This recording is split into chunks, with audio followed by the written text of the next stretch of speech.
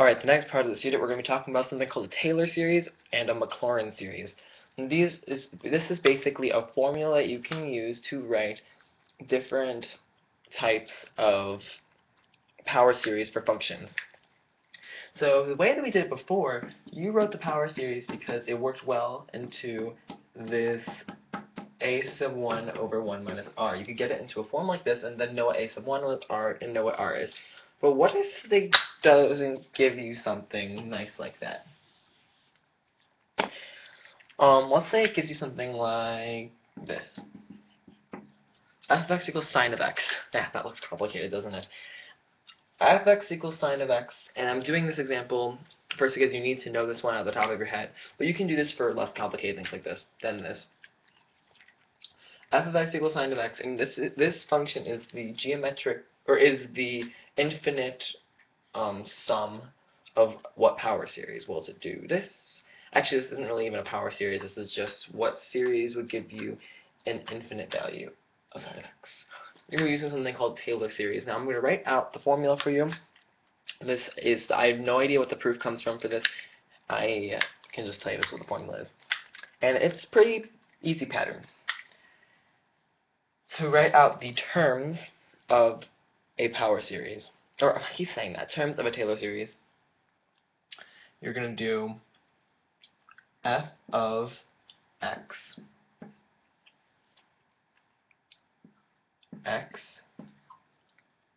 to the 0 all over 0 exclamation point factorial. By the way, so I'll point out 0 factorial is 1. Just remember that. I don't know why you think it'd be 0, but no, it's 1. Also, this is centered around a different place. So let's say it said centered around x equals 2, then you would do x minus 2 right there. But we're just going to do right now centered around x equals 0.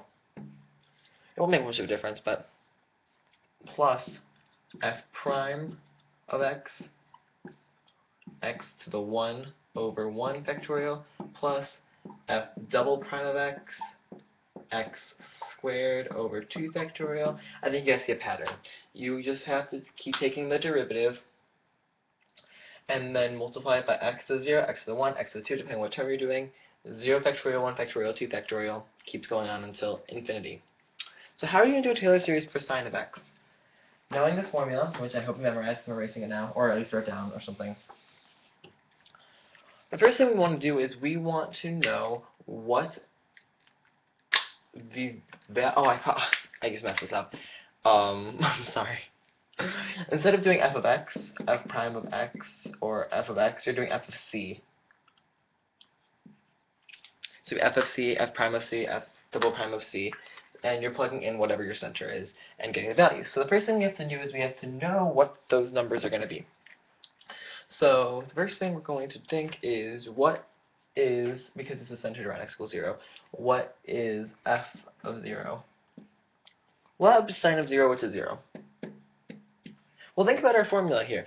That means that for f of 0, x to the 0 over 1, 0 factorial, that you just get 0 from the echo. So this is not even going to exist. The term's just 0. So we want to find, I'd say, a good 4 non-zero terms. So let's try it. F prime of 0 equals the cosine of 0, which equals 1. That's a non-zero.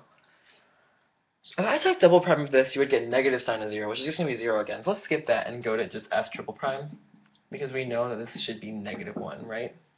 Note when you're doing the work on the AP test in general, you need to write out exactly cosine of x or whatever, what the function actually is. I'm trying to just save time. 4 is once again going to give us 0, because 4 is just going to be sine of x again. So let's do 5th and get 1, and then 7th and get negative 1. So doing this, noting this is 1, 3, 5, 7, just because the other ones are going to give us 0, so I just didn't even bother. They're not going to actually be terms. So let's start. It would be f prime of 0, x to the x to the 1 over 1 factorial. Let's plug that in. f prime of 0 is just 1, so it'd be 1 times x to the first, which is x over 1, which is just going, so you're going to get left with x. The next one's negative 0, so it's going to be negative 1 times x to the third over 3 factorial plus x to the fifth over 5 factorial minus x to the 7 over 7 factorial. I think you guys see a pattern.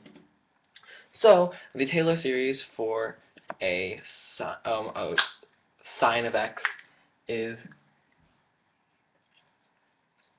series from 0 to infinity of negative 1 to the n, x to the 2n plus 1, because note that it's starting with x to the 1, so it's less than 0, you get 0 plus 1, so over 2n plus 1 factorial. That right there equals sine of x. These things are the same function, at least for x is greater than 0. Now that I did all that work, and of course you can do this for things that are less or more complicated or different than just sine of x. So I'm just using this one as an example.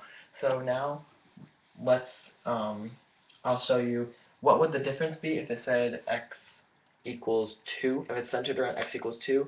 Well, the difference would be, instead of it being x minus x cubed over 3 factorial plus x fifth over 5 factorial dot dot dot, you would get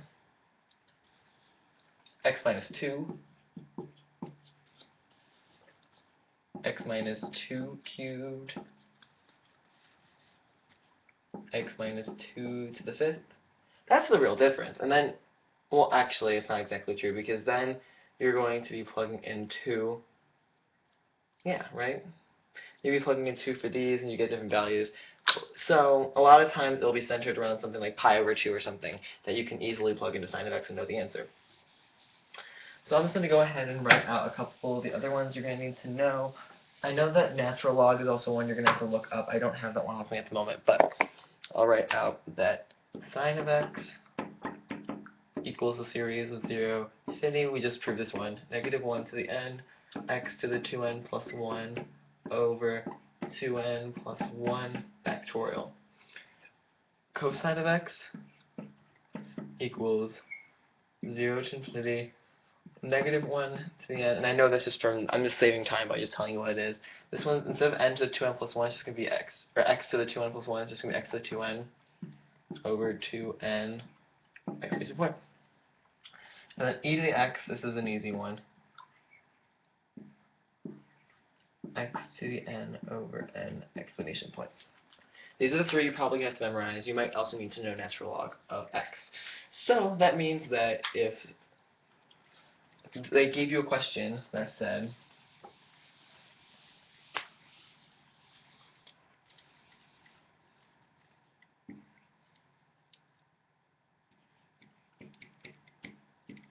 if they gave you this question and said, what is this going to converge to?